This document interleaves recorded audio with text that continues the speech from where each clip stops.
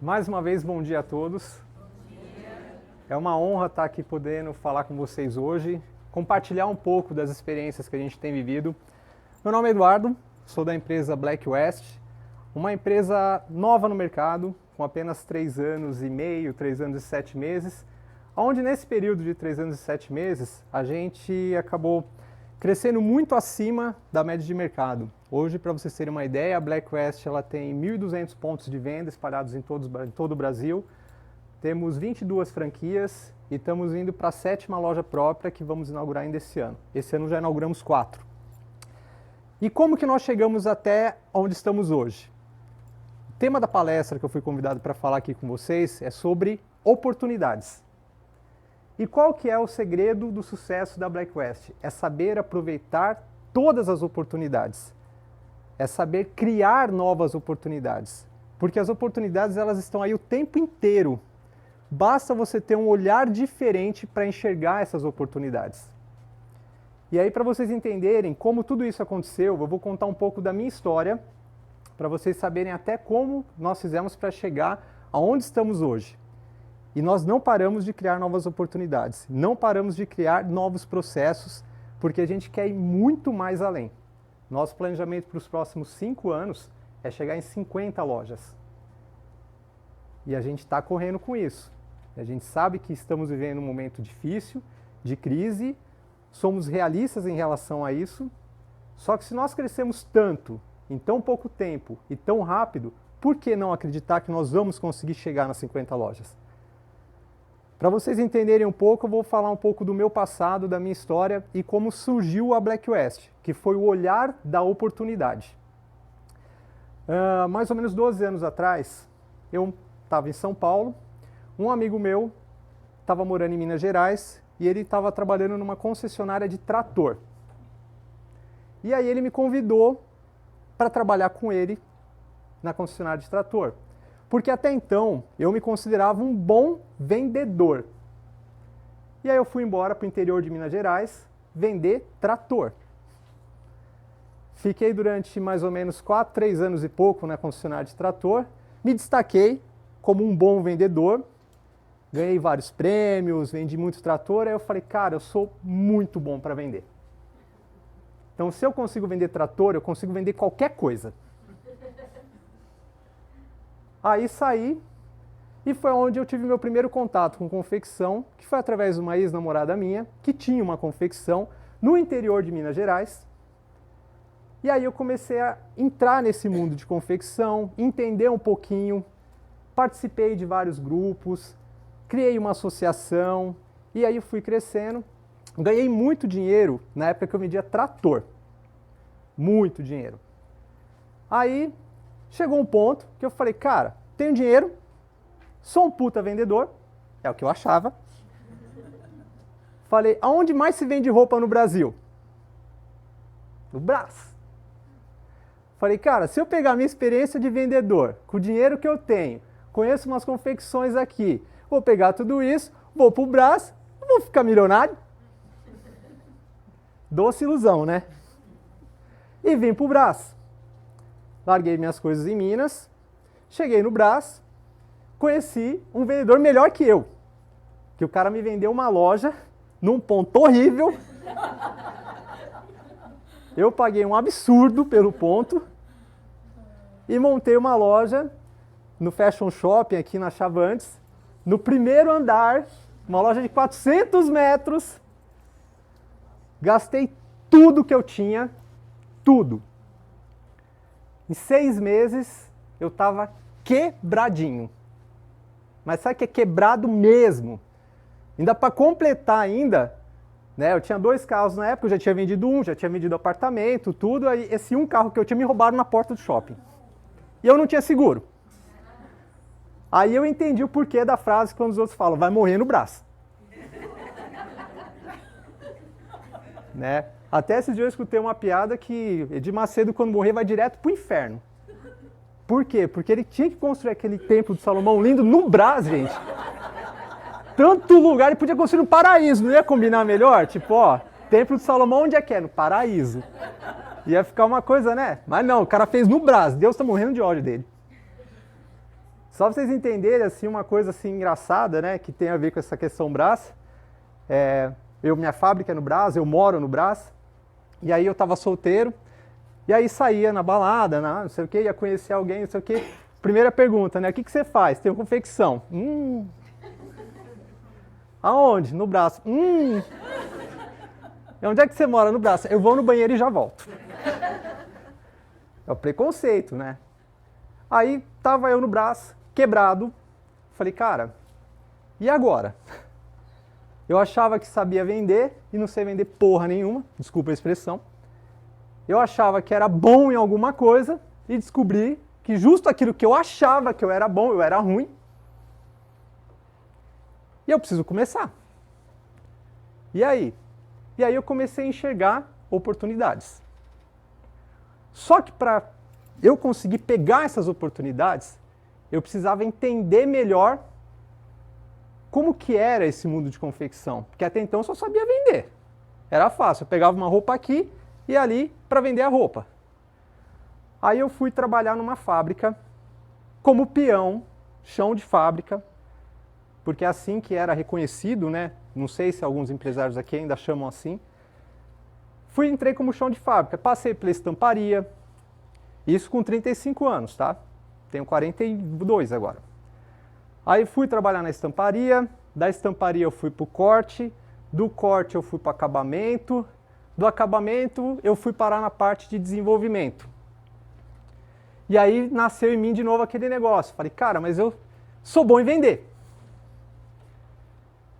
Aí eu cheguei no dono da confecção, falei, cara, eu tô 6, 7 meses com você, tipo, já aprendi bastante coisa e tal, mas não me identifiquei com nada, porque na verdade eu queria aprender. Aí eu peguei e falei pra ele, deixa eu sair para vender? Ah, mas a gente já tem os representantes comerciais, não sei o que. Eu falei, não, mas eu vou pegar a mala e vou tentar na onde eles não vendem. E peguei a mala e saía para vender. No que eu saía para vender, eu escutava o cliente.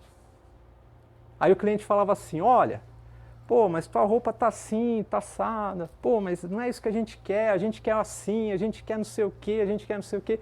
Aí eu catava essas informações, chegava dentro da fábrica, bicho, não é isso que os caras estão querendo, os caras estão querendo isso aqui. Mas o dono da fábrica falava para mim o quê? Mas a gente só faz isso. Porque o molde é assim, porque o tecido é assim.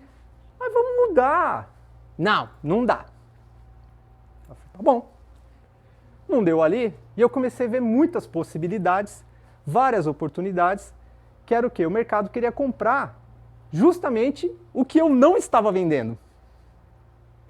E já que ele não quer fazer, eu catei todas as ideias e levei para outra empresa. Cheguei na outra empresa e falei, olha, tem um monte de gente querendo comprar isso aqui.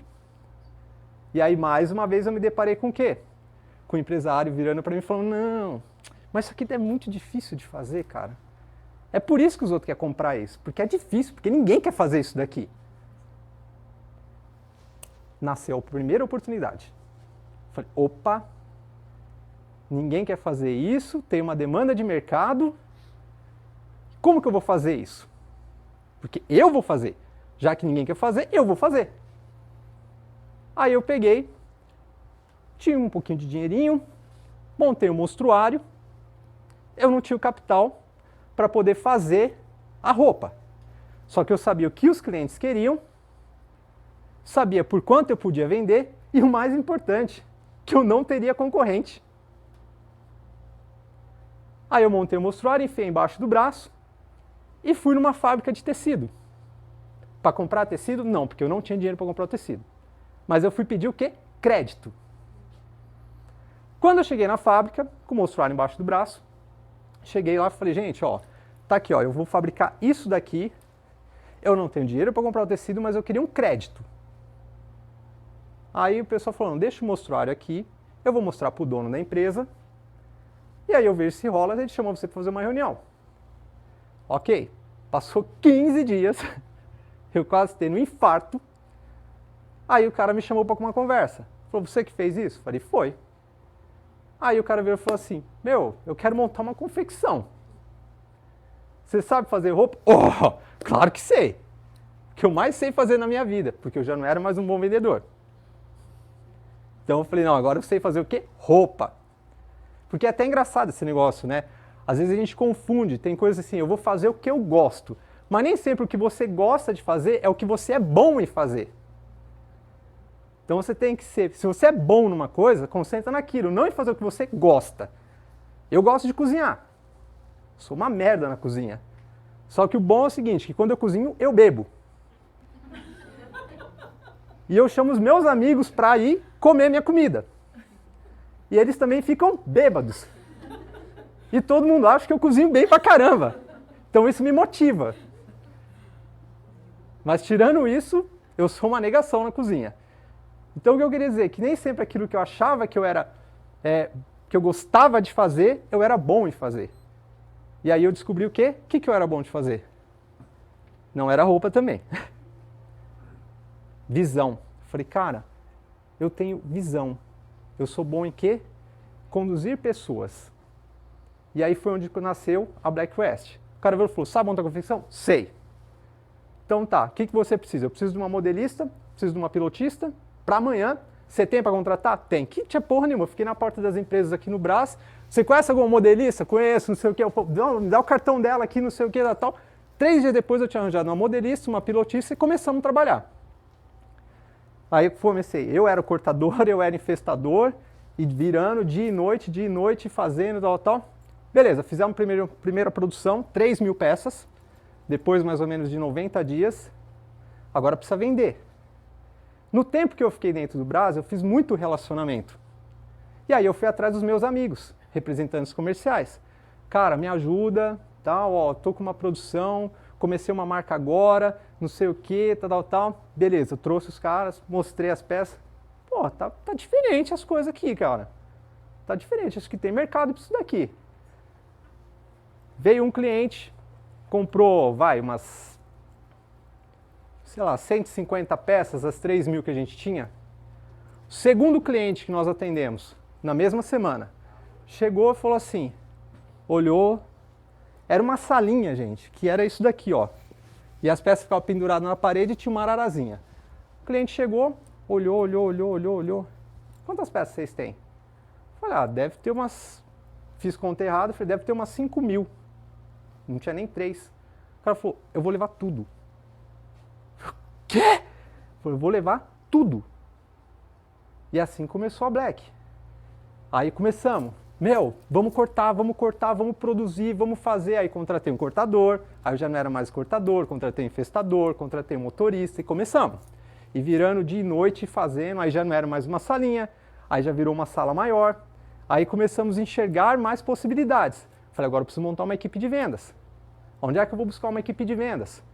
Vamos contratar a melhor equipe de vendas que tiver no mercado. Quem é os caras que mais está vendendo hoje no mercado? Era uma marca chamada Poluwear. Bicho, eu fiquei 24 horas por dia na porta desses caras para contratar a equipe de venda deles. Quanto você ganha? 1.200. Te pago 4 pau para você vir trabalhar para mim. Quê? 4 pau, vem comigo. Cheguei no gerente comercial da Poluwear. Quanto que você ganha? Ganho 8. Te pago 12 para você vir trabalhar para mim.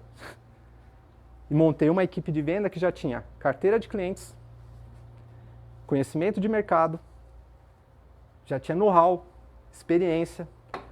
Meu sócio queria me matar. Ele falou, você vai quebrar a gente. Eu falei, eu sei o que eu estou fazendo. Confia em mim. Montamos uma puta de uma equipe de vendas. Cheguei para todos os representantes do Brás, que eram os meus amigos, que na época, principalmente no mercado masculino, funcionava assim. O pessoal trazia o cliente, ia na loja, o cara fazia a venda. Para receber a comissão, o cara recebia a comissão na liquidez, quando o cliente pagava 30, 60 e 90, depois o cara ia receber a comissão, era 3%. Eu chamei os melhores representantes do Brás e falei assim, vem cá, te pago 5% à vista. O que aconteceu? Sobrou o cliente para os outros? Não. Porque todo mundo queria o quê? O representante vive do quê? De comissão. Aí os caras já vinham com os clientes tudo em cima de mim. E eu não precisava nem vender. Porque o representante falava, bicho, esse produto vende pra caralho, pelo amor de Deus, compra. O cara queria comprar, tipo, 50 peças, ele fazia o cliente comprar 200. Depois até eu mudei um pouco a política disso, por quê? Porque os meus concorrentes viram que eu fazia isso e eles tiveram que se adaptar. Ou eles andavam no meu ritmo ou eles ficavam para trás. Só que com isso, o que aconteceu? Eu trouxe muito cliente para dentro da empresa, a gente teve gargalo sim de produção, porque a empresa cresceu de uma forma assustadora, tipo em coisa assim de 1 ano, a gente já estava produzindo de 3 mil peças, a gente foi para 100 mil peças mês, em coisa de 1 ano e 2 meses. E vendendo e faltando produto. Porque foram as oportunidades que a gente enxergou. Só que o mercado funciona como? O mercado funciona assim. Fulano está fazendo uma coisa, está dando certo, vamos fazer igual. Aí aquele produto que era o difícil, todo mundo criou coragem para fazer. Porque se alguém está fazendo o produto e o cara está vendendo e eu estou fazendo outro e não estou vendendo, vamos fazer o que aquele cara está fazendo. Aí eles começaram a copiar. Aí a estratégia que eu tinha com os representantes já não era mais um diferencial. Porque aí o mercado falou o quê? Pô, esse cara está pagando os representantes tudo à vista, ou a gente começa a pagar os representantes à vista, ou a gente vai continuar perdendo para esse cara. Aí o mercado começou a vir no meu embalo. A vir no meu embalo, a vir no meu embalo. E aí eu precisava fazer o quê? Continuar criando novas estratégias e novas oportunidades. E aí nós começamos a mudar todo o planejamento da nossa empresa. Aí foi onde eu acordei e falei assim, escuta, cara, tinha pilhas e pilhas de sacos, não sei o que, de defeito, que é normal, toda confecção tem, e a gente vendia como saldo. Eu falei, não, vamos montar um outlet? Montamos a nossa primeira loja de varejo. Foi um outlet. Primeiro final de semana, fez fila na porta. Aí eu falei, opa, esse negócio de varejo é bom. Esse negócio de varejo funciona. Aí passou 2 meses, montamos a segunda loja.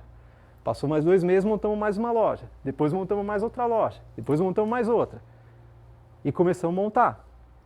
Só que antes disso, tem um detalhe, que foi a percepção com os nossos clientes. Por que a percepção? Uma das estratégias que nós fizemos foi o quê? Identificar dentro dos nossos clientes aqueles clientes que mais compravam. Que compravam muito mesmo. E aí a gente começou a chegar para esses caras e falar assim, escuta, cara, você compra muita roupa minha, por que você não monta uma loja minha? Eu te ajudo. Mas vou ter que pagar royalty? Não estou preocupado com royalty. Eu quero é a fachada da minha loja lá e você vendendo só meu produto. Aí montamos a primeira, em Divinópolis, Minas Gerais. Aí montamos a segunda, em Brasília. Montamos a terceira, Florianópolis. Depois veio Pará de Minas, Itaúna, Goiânia, e começou. Pá, pá, pá, pá, pá, pá, pá. E foi uma atrás da outra, assim, que nem uma avalanche. A gente começou a identificar dentro dos nossos próprios clientes, aqueles caras que compravam muito o nosso produto, e falar, por que não amarrar esse cara comigo? E aí eu comecei a entender o quê? Qual é o mix de produto que o cara precisa na loja? Para ele manter uma loja, ele vai precisar ter um leque muito grande de produto, então vamos investir mais. E aí a gente começou a ampliar o nosso leque, foi outra oportunidade. Porque nós éramos especializados em quê? Polo e camisa. Só que isso não era o suficiente para poder fazer tudo acontecer. Aí nós começamos a fazer o quê? Jeans. Começamos a fazer acessório, sapato, começamos a fazer óculos de sol, cueca, meia, e o leque começou a crescer de uma forma assustadora. Hoje nós temos a linha masculina completa, tudo isso aqui é Black West, desde o sapato, a calça, a camisa, o blazer e tal, tudo é Black West. Aí nós pegamos e falamos, pô, é pouco. Criamos o feminino, também com o mix completo. Aí eu falei, é pouco. Criamos o infantil. Falei, é pouco. Agora o nosso próximo investimento é o que? O mercado plus size, que estamos entrando forte também, que é fazer roupa estilosa no mercado plus size. Não é só fazer uma roupa para o mercado plus size, é levar estilo para o mercado plus size. Que essa foi a essência da Black West. Fazer o que os outros não faziam. E mesmo assim a gente não parou de criar estratégias, de criar oportunidades. Que muitas vezes o que acontece dentro das empresas, sabe o que é? A gente se depara com tanto problema, com tanta coisa, que a gente deixa de enxergar possibilidades. A gente deixa de criar oportunidades. Porque a gente começa a ficar medroso. A gente começa a ter medo de arriscar. Que aí você fala assim, não, mas cara, se eu fizer isso, se der errado? Então a primeira coisa que a gente tem que fazer, fala, tudo que a gente precisa na nossa vida, está sempre na nossa frente, está sempre na nossa cara. Porque o planejamento é você olhar uma mala de mulher quando vai viajar. É verdade, a mulher vai fazer uma viagem de 3 dias, ela leva 8 calcinhas. O homem vai fazer uma viagem de 3 dias, ele leva 3 e uma já vai no corpo. Porque a mulher, ela olha a mala de viagem, ela fala, e se chover, e se esfriar, e se esquentar, e se não sei o quê. O planejamento da empresa é isso. Você também tem que olhar o e se. E se, e se, e se, e se, e se. Você vai chegar numa equação. Você cata todos os e se's e forma uma coisa só. E foi o que a gente fez. E é o que a gente vem fazendo todo o tempo. E aí, hoje, o mercado funciona assim. Quanto pior tá, mais medo a gente fica de arriscar, de investir, de ousar, de querer fazer. Só que às vezes o fazer faz toda a diferença. Por quê? O que eu vejo muito no mercado do Brás é assim. As pessoas se baseiam no quê? Eu ouço muito pouco o pessoal falar em produto, o pessoal fala em preço. Ah, é porque o preço, o fulano está vendendo a calça jeans a tanto. Tá bom. Pô, mas a tua tá cara. Mas é igual? Não, mas a tua é diferente. Ah, então a minha é melhor. Não, mas a dele custa mais barato. Mas veste igual a minha?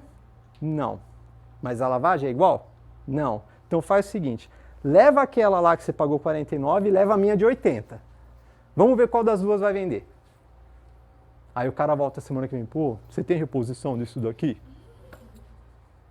Porque a gente se pega muito nesses pontos de não enxergar as oportunidades de mercado, e sim de querer fazer, arriscar cada vez menos. Cada vez menos a gente quer arriscar.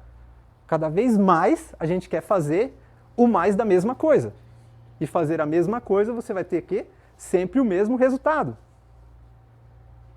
Quais foram as últimas coisas que a gente enxergou como oportunidades de mercado dentro da nossa empresa? Porque é óbvio, a gente cresceu numa forma assustadora e agora a empresa estagnou. Os concorrentes aprenderam o que nós fazemos, eles entenderam como nós fazemos e eles estão se adaptando à nossa realidade. E aí nós começamos a enxergar novas oportunidades. Dentre as oportunidades que nós estamos enxergando, nós fizemos o quê? Pô, gente, peraí, eu vou ficar esperando o cliente vem para São Paulo, às vezes o cliente não tem tempo, ele sempre vem corrido, e hoje em dia o cliente chega em São Paulo, gente, é uma coisa impressionante. Parece um bando de urubu na carniça, porque eu nunca vi coisa igual. O cara tá passando às vezes ali no Brás, dentro do Megapolo, não sei o que tem, os caras pulam de dentro da loja, dá cambalhota, sai, pelo amor de Deus, e pega e põe no laço, e faz qualquer coisa para arrastar o cliente para dentro da loja. E isso até tá fazendo uma coisa muito engraçada. Os clientes estão ficando até com medo de vir para São Paulo. Que eles falam, puta, bicho, eu vou ter que ir para São Paulo? Ai, que saco, meu. Ai, vamos lá. Aí o cara às vezes põe óculos escuro, boné, chapéu, que ele fala assim, aí quando vê aquele vendedor chato, ele fala, ai, não me vê, pelo amor de Deus, não me vê. Ai, me viu, fudeu. Tá, o que você tem aí? E aí nós começamos a perceber isso aí e falar assim, peraí, eu vou ficar esperando o cliente vir até aqui? Não. Eu vou até o cliente. De que forma que eu vou até o cliente?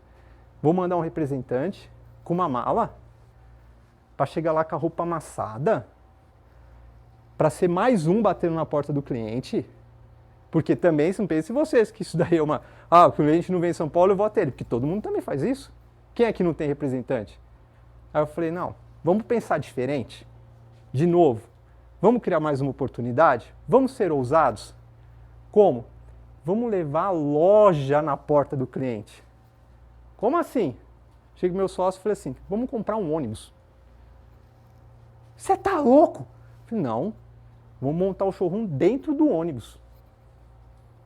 Nós vamos com o showroom até a porta do cliente. Não, mas tem um representante que vai na mala. A mala chega amassada, o representante às vezes é chato, não sei o quê. É diferente. E o cara vai ficar curioso de vir até o ônibus para ver por ser diferente. Aí nós criamos uma nova oportunidade. De levar o nosso showroom Tanto que o ônibus está sendo construído igualzinho o nosso showroom. As mesmas cores, o mesmo acabamento, tudo igual. Então o cara vai entrar dentro do ônibus como se ele estivesse entrando dentro do nosso showroom. Pensamos diferente novamente. Estamos criando mais uma oportunidade. Mesmo com tudo isso, eu não satisfeito, peguei e falei assim, cara, tá bom, tá faltando alguma coisa.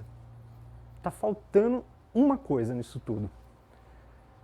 E aí eu estava olhando relatório de cliente, numa das reuniões que nós tivemos do Sebrae, divide cliente A, cliente B, cliente C, não sei o quê, vê os clientes mais importantes, e isso, aquilo, e tal, tal, tal. Dos 1.200 clientes que nós temos, 370 são clientes que compram todo mês. Todo mês. Aí eu olhando esses números, peguei, olhei e falei assim, cara, tudo que eu preciso saber para melhorar a minha venda, para melhorar a venda dos meus clientes, está aqui. Como? Eu peguei os 370 clientes, falei assim, nessa lista de 370, eu vou achar 30 que é diferente do resto. Qual que é a diferença? É os que compram mais? Não. É os caras que sabem trabalhar. É os caras que eu estou vendo que também estão crescendo, que estão abrindo loja, que estão inovando. E aí eu comecei a pesquisar um por um, perfil de todos esses 370, um por um. Conversando, entendendo, pesquisando a vida do cara na internet, olhando isso, olhando aquilo, beleza. Cheguei em 30 clientes. Falei, agora eu vou pessoalmente nesses 30. E vou ver o que esses caras fazem de diferente dos outros. Por quê? São 370 que são os clientes A, que é os clientes que compram todo mês. Por que de 370 só 30 se destaca? Alguma coisa tem de diferente nesses 30. E como é que eu ia descobrir isso? Indo até eles, conversando com eles, entendendo o que esse cara faz de diferente para ele se destacar do resto. E aí foi o que nós fizemos. Aí criamos um relatório. Tá. Vamos lá. O que é o relatório? Pegamos lá. Metro quadrado, ponto de venda. Exposição de produto. Ok, fizemos checklist. Como é que esse cara expõe o produto? Como é que é a vitrine dele? Qual é o markup que ele trabalha? Como que é a equipe de venda? Faz treinamento? Não faz. E não sei o quê. E ele faz marketing? Não faz. Isso não sei o quê, isso não sei o quê. Fizemos um checklist gigantesco e começamos a pontuar. Para a gente descobrir o porquê desses 30 serem diferentes e se destacarem no meio, não é nem de 370, no meio de 1.200 que nós temos. Por que a gente só detectou 30? E aí a gente descobriu uma coisa em comum nesses 30. A lição de casa, o básico, todos eles fazem. Qual que é o básico? É tudo aquilo que a gente já conhece. É a vitrine, é a exposição do produto, é o merchan, é o marketing, é não sei o quê. É impressionante. Eu descobri que todos tinham o mesmo perfil. Só que um detalhe fez toda a diferença. Porque essa lição de casa, a gente sabe. Aliás, todo mundo aqui sabe. Só que a gente detectou uma coisa. Perfil de liderança desses 30. Por que a liderança? O ser humano não vive sem 3 coisas básicas na vida. Água, comida e um líder. O que diferenciou esses 30 do resto todo? A forma com que eles lideram o negócio deles. E como assim que eles lideram? A forma que eles fazem as coisas acontecerem dentro da empresa deles. E aí eu comecei a entender que o ponto-chave de tudo isso, desses clientes bem-sucedidos, era a gestão, era a liderança. E o que isso tem a ver com oportunidades? Eu entendi isso como uma oportunidade. Porque hoje eu estou aprendendo com esse perfil para eu implantar isso para os outros 340 e ensinar eles também que isso faz a diferença. E aonde está essa diferença? Eu comecei a pesquisar agora o quê? Se esse cara dá treinamento, dá treinamento. Só que não é um treinamento. Porque é que nem assim, eu viajo muito e às vezes eu chego em alguns hotéis e aí a pessoa vira para mim e fala, sinta-se em casa. Aí eu pergunto, quem te ensinou isso? Ah, eu aprendi no treinamento. Mas eu não quero me sentir em casa, quero me sentir no hotel.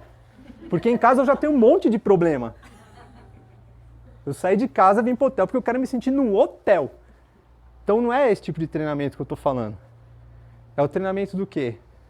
De você motivar a sua equipe. De você trazer eles sempre com você. De você ser aquele cara que você é o espelho para a sua equipe. É aquela pessoa em quem eles têm aonde se inspirar. Só que na maioria das vezes, o que eu achei dentro da maioria das empresas, inclusive de pessoas que eu conheço, é que é assim. O cara não contrata um parceiro, ele contrata uma mão de obra. Porque ele está interessado na mão da pessoa.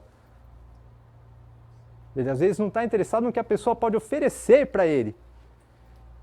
E muitas vezes tem a questão também de muitas vezes a arrogância do empresário.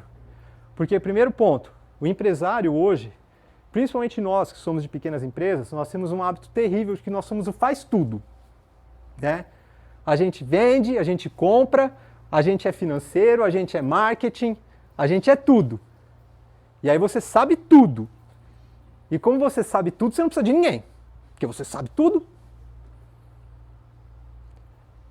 Aí você precisa contratar um puta vendedor? Não, eu contrato um balconista. Por que balconista? Porque ele vai ficar com a barriga no balcão. Aí você contrata um cara de marketing? Não. Por quê? Não precisa. Não precisa. E aí eu vou falar às vezes muito com muitos empresários sobre essa questão assim. Você treina a sua equipe, o que você faz de diferente com o seu pessoal para motivar, para incentivar, para criar, para não sei o quê. Ai, você não conhece meus funcionários. Não adianta, Eduardo. Você não conhece aquele filho da mãe que trabalha na minha empresa. Aí eu pergunto, mas quem contratou? Foi você. Então demite. Mas eu tenho afinidade com ele. Porra, afinidade você tem que ter com sua esposa, você tem que ter... E você tem que ter afinidade. Você não tem que ter afinidade. Muita afinidade não dá certo. Um dos maiores erros das empresas, sabe qual que é? É assim, que ninguém quer treinar ninguém porque o cara fala assim, eu não vou treinar porque um dia ele vai sair. Só que a pior coisa que o empresário faz de não treinar, de não motivar, é você não fazer e ver ele ficar. Você não treinou, porque você falou, se eu treinar um dia ele vai sair. Só que você não treina, não faz nada e ele fica. Aí você chega no final do ano e fala assim, a meta esse ano é crescer 20%. Ok. Você vai crescer 20% com uma equipe que não cresceu nenhum por cento? O que você fez de diferente? Não. Tem que vender. E aí você tem que lembrar de uma coisa. A maioria das pessoas odeia trabalhar. Se você fizer uma pesquisa e for ver a fundo, o sonho da maioria dos funcionários hoje é fazer o quê? Aposentar. E o que não quer aposentar quer ser funcionário público.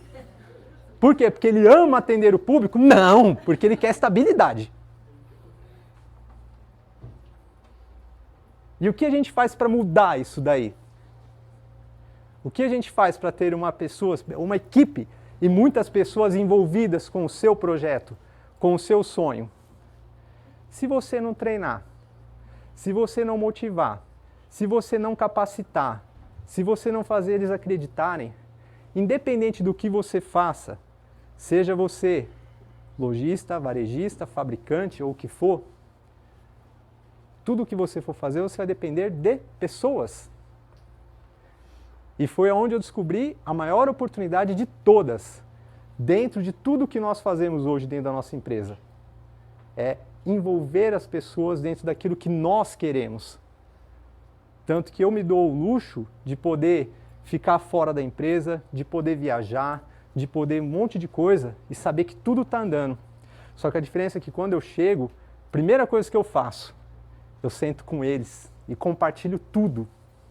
Quando eu venho para uma reunião com o Sebrae, eu estou aprendendo um monte de coisa. O que eu faço? No mesmo dia que a ideia está fresquinha na minha cabeça. Reúno a minha equipe, os gerentes, os encarregados. Galera, olha o que eu aprendi hoje. Compartilho. Quando a gente faz um planejamento de abrir uma loja, esse planejamento de comprar um ônibus, de fazer uma coisa diferente, qual é a primeira coisa que eu faço? Reúno todo mundo. Gente, isso aqui não é meu não, hein? Isso aqui é de vocês, eu falo. Isso aqui é pra vocês. Compartilho.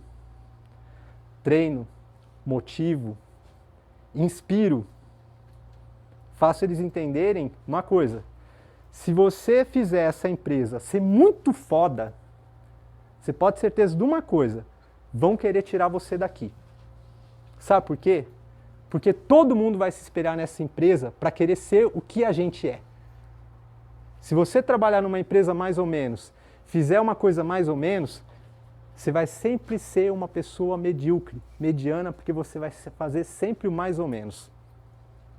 Então, se a mensagem que eu posso deixar para vocês, o tempo é curto, né? A mensagem que eu posso deixar para vocês é essa. Oportunidades, gente, tem o tempo inteiro, em todos os lugares. Primeira coisa, basta você saber enxergar essas oportunidades. Segunda coisa, vocês não vão conseguir fazer isso sozinho. Vocês vão precisar de gente com vocês. Então, saibam ser pessoas inspiradoras, motivadoras e que não tenham medo de fazer. Faça. Se vai dar certo, se vai dar errado, você só vai descobrir se você fizer. Então fica dado o meu recado. Muito obrigado a todos. Tenham um ótimo evento. Obrigado.